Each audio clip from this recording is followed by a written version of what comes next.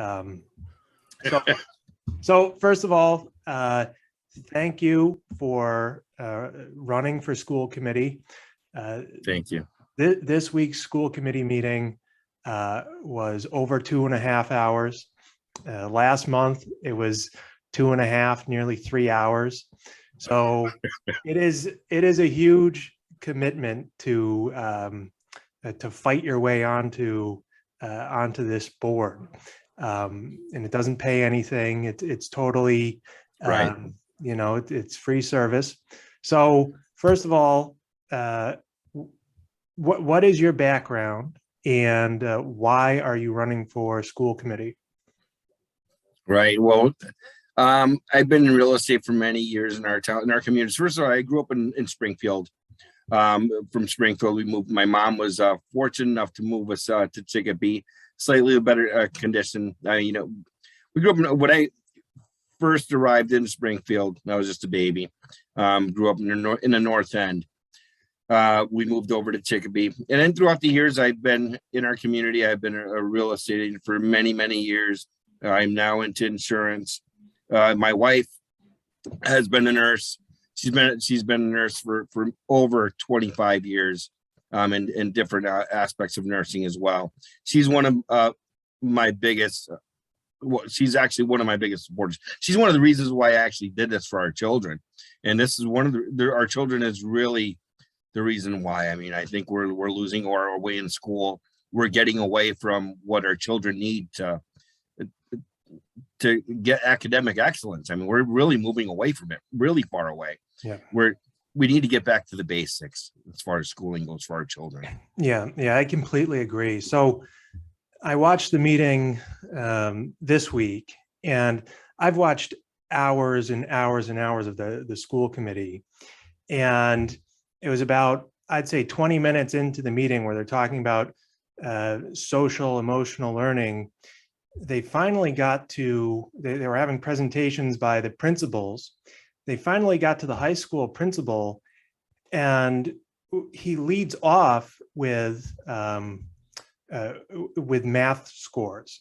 And it struck me because I think in all the hours of watching the school committee, this was literally the first time I heard the word math brought up. Yes. Right. Same here. Right. I mean, we'll talk for hours about everything and anything except academics and the purpose of school. Why we're sending our kids there to begin with.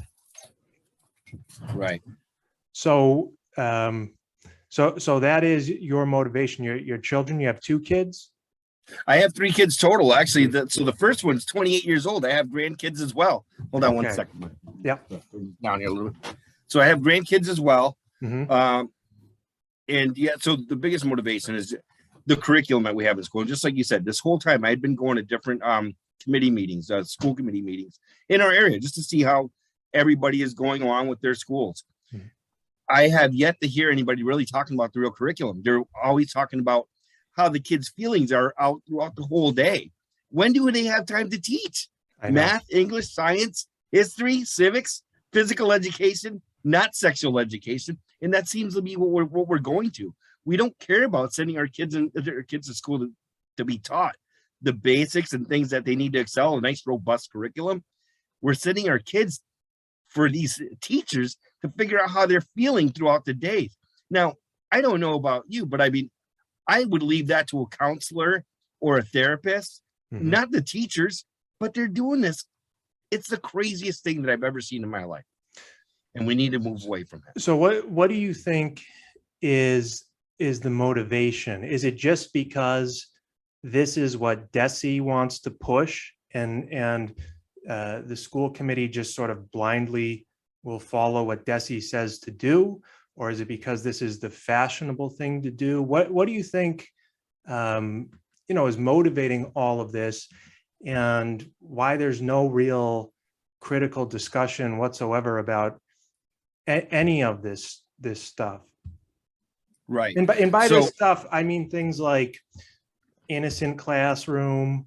I forget what they call what kind of innocuous name they give to the LBGTQ curriculum. Gosh, I can't. It'll pop into my mind as we go along here. But there's no critical discussion whatsoever. There's no attempt by the committee members to get into the details about, what exactly is being brought up and discussed during professional development, and how is it trickling down into the classroom. Why don't you think there's any sort of discussion on this, and what's motivating it? Geez, well, I'll tell you, there's a lot of rabbit holes you can bounce into, and a lot of them are wrong, a lot of them are right. But now, DESE, well, as far as the curriculum, I mean, I don't know if you've seen the curriculum and who's brought it over. It's Panorama. The Panorama is what has infiltrated our East Longmeadow school systems, as well as many other school systems in our state. They are the biggest proponent of CRT, SEL, and CASEL. They brought CASEL into our school systems. A lot of parents don't really know what's going on. They're a little bit more disengaged. What my wife and I want to do is bring awareness, bring more parents to the table. We need a lot more parents to get engaged, see what their kids are learning. I guarantee you there's so many patriotic parents out there that do not want this for their children. Our country's going into disarray. We have people, I mean, we need some strong, wonderful people, some patriots. We need military personnel, children that want to aspire to be wonderful Americans and want to create a better future for their children, their grandchildren. That's what we're trying to do right now. And my wife and I were just discouraged by what's going on. And finally we said, well, we got to do something. My wife and I are involved in many community groups in East Longmeadow, Wilbraham, Ludlow. There's a lot of parents that are getting to know what's going on. We're trying to just bring this awareness to them, letting them know what how we're being infiltrated. I couldn't believe that, the Birchland's principal was so happy about having more transgender students and liquid. What is it? What the other word? I mean, it's nuts. Yeah. 11, I never heard of 12-year-old that. kids, right? Like, it's a wonderful thing. The meetings, again, going back to the fact that there's no critical analysis of anything. I mean, it's 100% positivity, and there's nothing wrong with positivity, but when it prevents you from being constructive or from asking important questions, then it becomes a problem. So yeah, you saw the principal, we're proud, we're enthused, whatever. But again, the question is, where is the motivation? Is that because this is now the fashionable thing, and a person like Principal Allen will just go along with whatever the trend is? Is it because DESE says that that's what we're now doing? So everybody. I think it's a combination of both. I think it's what DESE's saying to do. It's a dumbing down of our children. Really, I mean, yeah. How could our children not? You're taking away the education that they need by infiltrating their curriculum with other courses like CRT and SEL. I mean, trying to find, first of all, they go by data all day. They're always trying to find a data. That's all I've heard through these committee meetings, is following the data. Basically, they're just calling our kids a bunch of numbers. They don't humanize our children. They're making them numbers. They're following the data, but this data doesn't do anything for their real education. It's the craziest thing. I can't wait till we get past this, and we have to get past this. We need to normalize our future for our children. I mean, how do you think you can have an impact here with the school committee? I mean, it is very, very hard to get people. Like you said, there's many people who share our views on things. They don't go to meetings. They don't email the committee members. They don't speak up, right? They'll tell you they support you, but if you say, well, would you please email the committee members? Would you please show up at a meeting? They go, oh no, they all have some lame excuse for not doing it. Do you see anything that you could do to make a change in that? Well, Justin, I'm glad that you mentioned it. I mean, we have almost 17,000 people here in East Longmeadow. Going by the past results of past elections, we're only getting about maybe 7 to 1,500 people of those 16 to 17,000 people that are here. A very minimal amount of people are participating in these elections. We have to get the word out to parents. We have to just get out there, whether door by door knocking, getting to meet the parents. We kind of have to dumb ourselves down from all this technology, maybe going to meet our community members, our neighbors, our children's neighbors, just going out and be community again. I think with all this technology in the past, we've been isolating ourselves. We haven't even been going out to meet our neighbors. Only time we go out to do something is maybe to mow our lawn, run back inside, get back to technology. We're not really doing what we should as humans and connecting with other people and seeing how we can make this a better world or a better educational system for our children. We have to go out there and meet each other and learn what we're thinking and help each other as human beings. Yeah, I agree with you. One thing I will say is the technology, like we're doing here, it does facilitate communication and lets you reach out to more people. And especially with these public meetings, I mean, it's a real obligation if you have to get in your car, drive, go sit for the committee to assemble, sit down, and then stand up to speak to them and let them know what's on your mind. It is way easier to sit at your desk or sit in your living room or whatever, and then when they're ready for you, just click on the button and you're on the Zoom call, and you could tell them point blank what you think about what's going on. Unfortunately, I don't know if people are nervous. Everybody seems to have some reason for not wanting to speak up. But technology is, I mean, it does detach us from one another, but it also helps us, reach these people more easily, especially through email. I mean, if you don't like something, you don't like public speaking, send an email to these people and say, you don't agree with what's going on. So I agree. Just so you know, though, so the East Longmeadow School Committee does not make it easy for people actually to go to these meetings and sit down. As a matter of fact, when I went there a couple of weeks ago to the previous school committee meeting that I had attended personally, along with my wife and a couple other friends, there were no seats available for us. They actually had to make some seats available. And on top of that, they didn't even make it easy to find. There were no signs available in the school anywhere on all the exit doors to where you can find this meeting. It was way back in the room. My wife knew where it was because she'd been there many times before. Yeah. So that's how we found it. But other than that, there's nothing showing where to find this meeting, how to sit down. So they make it in a way where it's maybe intimidating for somebody that is a little more scared, to show up. But that's the only way we're going to get things done. Show up in person. We Right. can sit behind our monitors, but that's all they're going to see. They're going to see the real fear. We have parents that show up, demand seating there, and hopefully they'll take that instead of a little committee room that they have and bring it into a broader room where we can have tons of parents sitting there, not just 2, 3, 4 chairs that are available in case parents show up. We want parents to show up and make a standing for their children.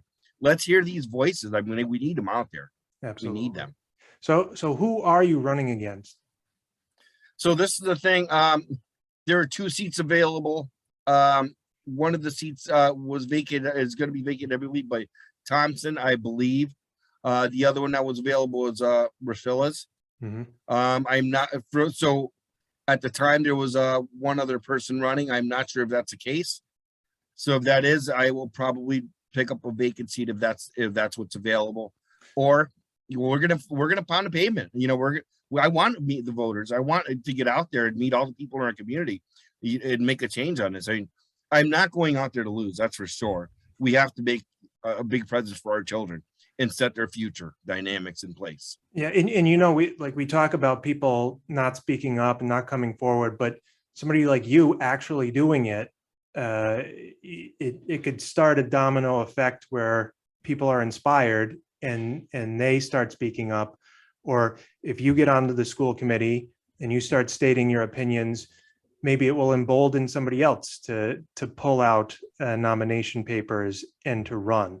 And I do think that the school administration, these principals, the superintendent, they need to know that, you know, people with our ideas are out there. And if we get one on the board, if we get two on the committee, it will make a huge, huge impact. So that's exactly what I wanted, for parents to realize. I mean, I was hoping that, I was going to have another one that's going to be running like-minded like me, hopefully get 2 seats this time around, and eventually make up the difference so that we can have a bigger voice in our children's future. Yeah, if that's not the case this time, I want to raise awareness. I have to get out there. I have to go to every meeting, wherever people are.